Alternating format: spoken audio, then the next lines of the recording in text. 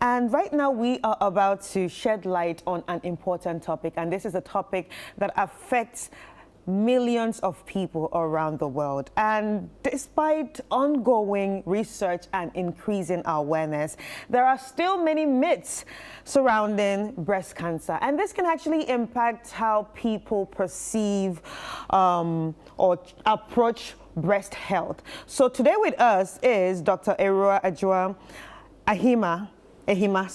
Nuno, public health physician at Douala Medical Center. She's an expert in this field and here to help us separate the facts from the myths that surrounding breast cancer. And I want you to listen carefully because this will actually help us know better about our breast health and also how to treat the condition or people who are going through or have gone through with this condition. So remember that you are part of this show, so feel free to send in your messages via the WhatsApp number on your screen, and we will be asking Dr. Erajua everything that you need to know about breast cancer. Welcome, Dr. Erajua. Thanks for having me. Once more, we'll have you again. Yes, I know. Another year. Another year.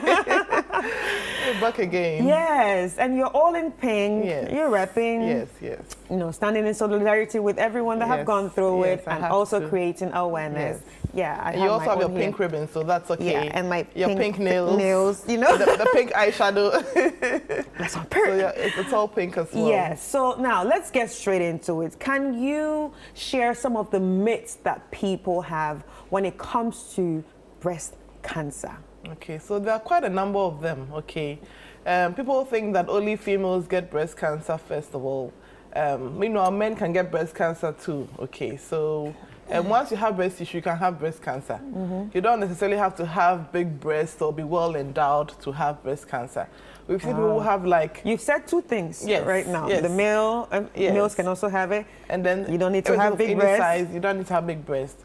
So you can have, can I say apples in quotes, as if you have like small, and still get breast cancer, as compared to someone who really has a huge, bust.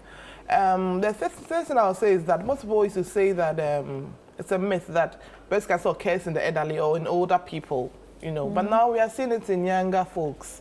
20-year-olds are having breast cancer, 25-year-olds, because of our change in our lifestyle habits, okay? So that's a myth that is only in the older people has changed now. We are seeing in the younger generation as well. And then another myth is that breast cancer is a spiritual disease, okay? People say that? Yes. People say that they link it to it being spiritual or some punishment or some doom or something, yes. But please, it's not spiritual in any way. We don't have a cause for breast cancer yet. We just have a few risk factors that may give you breast cancer, yes. But that doesn't mean that it's a spiritual something, And you can't treat breast cancer with herbal medications. Right. Okay. You have to come to the hospital and get the proper of treatments, the mastectomies, the radiotherapy, and the chemotherapy. Right. Okay. So that also comes in as a myth that they can't go through the herbal route. Okay. So purely orthodox, you have to come to the hospital to be treated. And then some people also assume, or they say that, especially with the men, that when they suck a woman's breast, she will not get breast cancer. Or depress it. Or depress it, So you they say that a lot. They say that a lot. And that's a big myth, You see a lot of men, I know they're going to kill me for this, but I have to be honest with them. Sorry, bubble busted. Sorry for breaking your heart this morning, but actually, when you suck a woman's breast, that doesn't prevent breast cancer in any way. I mean, just for pleasurable purposes, but... it's rather breastfeeding of a mother to a baby that's protective of breast cancer. Yeah, that's protective. Yes. So and when you say breastfeeding is actually protective, which I've also read some few days ago that breastfeeding is actually very protective. When you say it's protective, does it matter the duration of breastfeeding or the duration of when it happened? Okay, so the duration of the breastfeeding itself. So ideally, at least you should breastfeed for the first 6 months exclusively, yes. And then at least up to a year and a half or 2 years, at least you should get some breastfeeding. So those who are able to do that up to the entire 2 years, actually, it's quite protective for them. My entire 2 years? Should we go back? I know the 2 years seems long, yeah. Like having to breastfeed for 2 years. I did a year and some months. Yeah. Yes, and that's because that's okay. And that's because he didn't want to leave it. Okay. And also 2 years I felt like, how can a walking baby still be relaxing? like you're sitting and the baby is just sucking and the baby is standing. Like, I know, right? old. You can't be doing this. You're too old for the boobs now. But it's actually nice to hear this. It's actually nice to hear this. So we should not be ashamed of breastfeeding, even babies that are that age. Not at all. I mean, you shouldn't be ashamed in any way. No, not at all. And then we have another myth that when you wear bras for a longer period or those underwired bras or something, it can also cause breast cancer. That's also a myth, okay? Wow, it's a myth. The duration of your bra and the type of bra you're wearing does not affect breast cancer in any way. It just may cause some trauma to the breast because it's so tight, it may hurt you. Yes, you might even have marks around you. You may have marks around you and all that, but it's not directly linked to breast cancer in any way, okay? So that's also a myth, okay, that is also going around that when you wear the bras, it can cause breast cancer. And then we've also heard those that say that, once you have a family history, yes, maybe it's your chance though. But some people say that once your mother had it, your auntie had it, definitely you're going to have breast cancer. Not necessarily.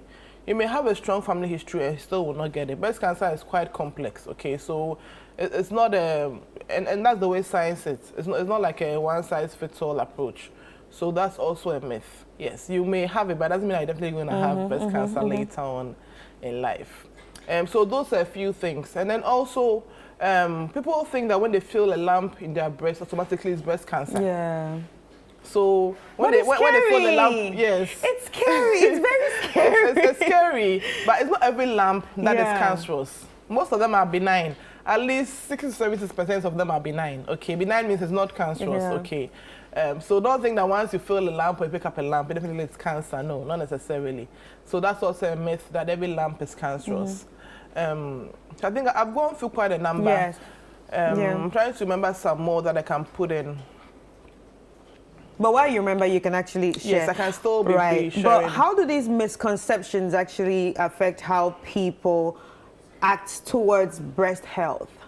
Yes, so, when you have a mindset like that and you have all this false information in your thoughts and in your mind, you end up actually going the wrong way. So, for instance, if you think that breast cancer is spiritual something, you end up going to a prayer camp. When you're diagnosed. Instead of going to the hospital.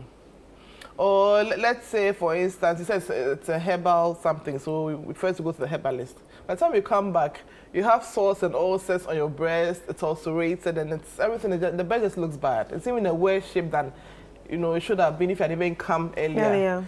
So it affects our management in a lot of ways, in the way you are thinking and all that, in your approach to even how you actually deal with the breast cancer. From the diagnosis straight to the treatment, you will just be declining it throughout, And then also people that think that they cannot get breast cancer, so obviously they're not going to screen. So if you're a man and you think that, okay, men, they don't get breast cancer, so I'm not going to check for my breast. Yeah. That's going to affect you later on in life, because you may have breast cancer, you don't even know that you have it. Yeah, I actually heard something like relating to, men having breast cancer last week on a platform that was discussing breast cancer. And there was a doctor that said it's actually worse in men. Yeah. It's actually worse in men than women. Yeah. When a man gets breast cancer, it's likely to be, the impact might actually be worse. It's why? Why is that? Because firstly, they usually present late, because the men are not going to be screening, because they're like, okay, I don't have breast, so I'm not even going to check whether I have breast cancer or not. So by the time you realize, the man will see that his breast is increasing in size, but he'll be like, okay, maybe I've just gained weight, and he doesn't really put his mind on it as it's being breast cancer. By the time you realize that spread beyond the breast tissue, then it has it goes further beyond the way we can air. It affects other areas and other parts of the body. So that's our challenge with the men. Some can be very, very stubborn. I mean, they think that they can never have breast cancer. I get patients like that all the time. You advise them that, go and check, at least have the screening done. And they'll tell you that, me and look at my breast, I have nothing there, and I don't feel the need to check and all that. Yeah, so I'd really encourage the men. Yes, it's 1 in 100 as compared to 1 in 8 women not getting it, but still. Okay, 1 in 100 for men. For the men, yes. And 1 in 8 for the women. Yes. That's a lot. Yes. For the women, it's... The difference is it's a huge, yes. So you can imagine how many women actually have it and are living with it, you know, and actually even coming to seek for treatments in the first place. Yes. So these myths kind of affect the management to some extent. So, and that's why we are doing the Mythbusters this morning, just to give the correct information out there so people can know that you can know the right thing to do and then seek help appropriately. So talking about the right things to do and seeking help, what are some of the actual risk factors associated to breast cancer? Okay, so the first thing is your gender. I mean, being a woman, this puts us a higher risk. Unfortunately, and we can't do anything about it. It's because of the hormones that are produced when you're female, the estrogen. Okay, helps breast cancer cells to grow more, and that is why you are more prone to it if you're female. You know, the men don't really have much of the estrogen; they have more of the testosterone. And then also the genetics. Okay, so we have some cancer genes, the breast cancer gene 1 and 2, BRCA1 and 2, that if you have as a woman, you have a high risk of developing breast cancer and ovarian cancer, and in the men, prostate cancer. So how do you know genes, that? We don't do that screening here currently. We don't do a lot of DNA analysis in this part of the world, so but I mean, if you get the chance to do it outside, why not? You can check and see whether you have those genes.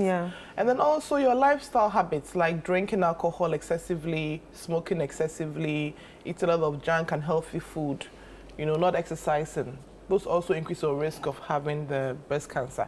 And then we have women that tend to abuse the oral contraceptive pills, especially the emergency ones. I'm not mentioning their names, but I mean, we know those ones. And especially the young girls that have come up these days, they tend to abuse those ones instead of using a better family planning method, okay? And that also increases your chance of having breast cancer later on in life, yes. And then young ladies who had their menses at an early age, what we call early menarche. So before age 12, let's say by age 9, 10, you started having your period. Or you had a late menopause. So you're still bleeding after 50, 55. Because they are being exposed to those hormones that I mentioned earlier. So those are a few risk factors. It doesn't mean that if you have these, then you're going to have breast cancer. Some don't even have a single one and they still end up having it. So it's a very complex thing. It's a combination of genetics and the environment all coming to play to actually give you this particular disease. So your estrogen level drops when you have menopause, or starts dropping when you are menopausal. Does that mean that when you're menopausal you have actually escaped, you know? Some is still being produced, so you haven't totally escaped it. Yes, and if you already have a few of the risk factors to underline, you may not be lucky enough. Yes, you may still have the breast cancer. But usually if you're able to cross 55, we hardly see breast cancer like 60s, 70s, no. You know, at least by 45, 50, 55, we should see something definitely coming out. Usually cervical cancer that presents late because of the, you know, it has a long, So with that one, they can and also the anatomy of the body. By the time there's something going on there, you know, it's far because you advanced. don't always, it's not something you can see. You can see so easily. So they take a while to show up, but then with the breast cancer, you start seeing symptoms at least a bit early on in life. Wow. Some believe that breast cancer diagnosis is always caught in advanced stages. Can you clarify this? The reason being, you see, breast cancer itself, it's a painless, if it's the early presentation, usually it's painless, okay? But most people tend to present when they start feeling the pain. And once you start feeling the pain, it means it has spread beyond the breast tissue. That's the stage 3, stage 4. So it's going to other parts of the body. And because we naturally, we human beings, we are born to respond to pain. Something is painless. Let's say I see a painless lump in my breast. I'll just say, oh, let me just wait to go away. You know, you don't really take it so serious. But imagine if that lump is causing you pain. Trust me, after you leave the show, you're going to go straight to the hospital and make sure that you have it checked. So it's like that. We have that mindset where we link pain to, let me now go and seek for some attention. And that is why people present late, because they wait for the pain and other symptoms to show. Okay, but if you're someone who was regularly screening, you can pick the breast cancer quite early. Early. Yeah. Especially if you know your breast so well, you're doing the monthly self-examinations and all that. You can pick it so early and then have it taken. So when it's presented early, does that mean that you probably have to have a mastectomy, or when it's seen early, will you still go through a mastectomy, or you would just take off? on the how defined it is. You can just do a lumpectomy where we just take the area, yes, the lump off. But if we think that it's a wide margin, then we'll do the mastectomy where we have to actually remove the entire breast. Right, right. And once you take the breast off, then clearly you don't have, I mean, you can't have the breast cancer anymore because the breast tissue has come out. Then you follow up with the chemotherapy and radiotherapy to kill any other cells that maybe have been left behind. Yeah. So what are the truths about mammograms, and how often should people actually get them? So mammograms, usually by age 40, you should have your first mammogram being done. You can do it as often as between 1 and 3 years, depending on how many risk factors that you have. So let's say if you're someone who has a very strong family history, I'd advise to do it on a yearly interval. But if you're someone who really doesn't have a very high risk, you can just do it every 3 years. That's okay. Once you are still doing your monthly checkups and you are still seeing your doctor professionally every year for the examination, the breast examination. Right. The reason being, sometimes things may be missed with the fingers that the mammogram picks, okay? Because the mammogram picks microscopic lesions. So any abnormalities that are there that you may miss with the fingers, they actually pick it for you and identify them quite early. Yeah. And then we can manage you appropriately. So I watched a documentary that a mammogram actually can point out if it's a breast cancer. Yes. Is it true? Yes, that's true. So now... So it will tell you... Now, okay. Yeah. You said early on the show that there are... We all agree, especially you and I, that there are different lumps that are just benign. Yeah. It can be fibroglamania, or that's what they call it, right? Fibroadenomas. Yeah, all those ones. Yeah. It could be something else, maybe on your breast ducts. It could be something like that. But now, if it's something like that, they all feel like lumps at the end of the day. Yes. So can the mammogram say, okay, this is a lump, this is a fibro, whatever, and this is a cancer? Yeah, the mammogram can pick it up. Ah. Yeah, it can pick it up. Even with the scans can also pick it up. Ah. Yes. But when we are still a bit uncertain, we may have to do a biopsy. Yeah. Where we actually take a bit of the breast tissue and then we go look at the microscope and really check to be sure that it's indeed cancerous or not. Yeah. We do pathology on it. Yeah. Right. But apart from that, the mammogram can actually... Yes, the mammogram can. So that's why it's actually very important. It's like the gold standard. Yeah, it's actually very important for you to go out there. I keep asking these questions because I actually had a mammogram last week. Well, the machine is so big. I know. And then you have to press against it. It's so big and it's so robotic. And you have to give it your whole bones, give it your whole bones. And now let's talk about ultrascans too. So now what's the difference between the ultrascans and mammograms? Because obviously when you go there, they tell you you can actually do an ultrascan, you can do a mammogram. Okay. So usually with the scans, they are preferred for ladies under age 40 years old. Okay. Because the breast tissue is less dense at that age. You can easily picking abnormalities if there are any. But with the mammograms, we would rather prefer them for the those over age 40 years and above. So that's the main difference, you know. And obviously because of the waves that are different ways being used. But you can even do the two and combine them if they're over 40. That's fine. That's okay. Right. All right. So we have a message for you. Good morning, Chris. Please let the doctor address the assertion about men sucking women's boob. Is that a contributory factor? Lily from Teshi. Oh, but Lily, I spoke about that earlier. Or she just joined in. Yeah, probably she just joined in. Okay. So I actually mentioned that men breastfeeding does not affect breast cancer in any way. It doesn't prevent a woman from having breast cancer. It just plays a pleasurable role more than breast cancer in any way. So I don't know if I'm busting your bubble this morning or... You're busting a lot of bubbles. It's good news for you, but I mean, the men can actually assist the woman to examine their breast once they know how to do it. They can help their partners examine their breast. Especially if you've been sucking it a lot, you should know it. You should know how your woman's... With your eyes closed. Yeah. You should know how your woman's breast actually feels like. And most of the time, the husbands are the ones who even prompt the women. Yeah, that there's something going on in their breast. Yeah. So that's the role that the men can play. Actually examine the woman's breast for them. And then, so the men should actually learn how to do the right way, okay? So like once in a while, just examine how. All right, so lastly, does natural remedies cure breast cancer? No, it doesn't. You know, natural medicine don't, herbal medicine doesn't, it's not a spiritual course. So it's just orthodox, mastectomy, chemo, radiotherapy. Right. Thank you so much, Doc. It was Thanks really for nice having me as you well. on this show. I mean, this conversation is very interesting, and it was important that we had it. Yes. Thank you. Ladies and gentlemen, we've been speaking to Dr. Rajwa Ehima Nuno, a public health physician at Douala Medical Center, Burma Camp, and of course, I don't need to tell you what to do. Go out there and get your breast tested. If you can do the one at home, do it. If you have to go to the hospital, get to the hospital. And if you want your partners to help you feel it, they can help you feel it, especially since that they are the ones that are always latching on it and not the babies. But protect yourself, do what you have to do, and, you know, stay away from things that can actually increase your risk to breast cancer. This has been a very interesting conversation.